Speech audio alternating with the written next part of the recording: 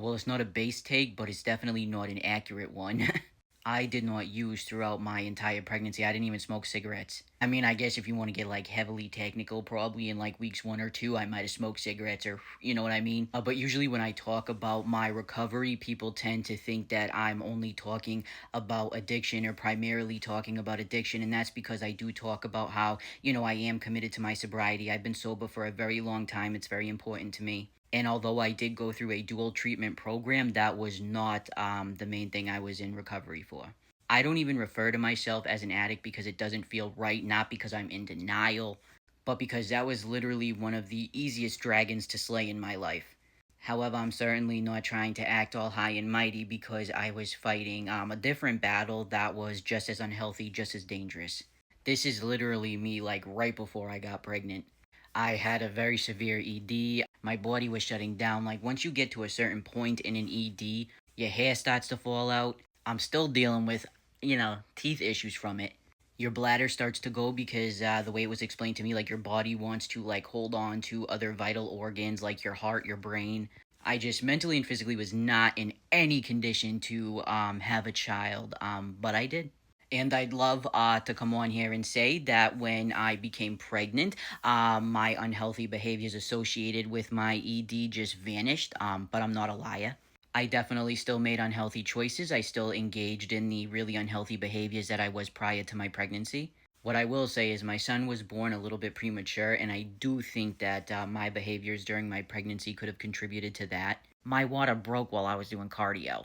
Thankfully, even premature, and I say that with air quotes because my son was almost 7 pounds. He had some issues related to being premature, like latching, stuff like that. But fortunately, like, he didn't have to have like a long stay in the NICU or anything because he was a big baby. But to address the other fallacy in your statement, my son's disabilities are related to his autism.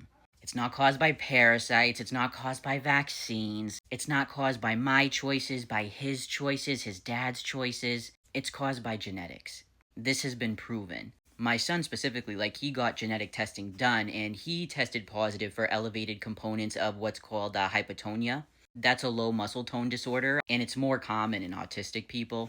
Later on, my dad was diagnosed with the same damn thing, so autism is genetic. He's autistic, and that's okay.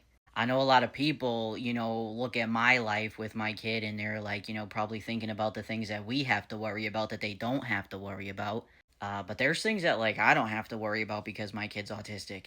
For one, I don't have to ever worry about him being unemployed. He is a tech genius. I never have to worry about my kid getting bullied. I mean, he goes to an awesome school with awesome kids, awesome parents, awesome staff.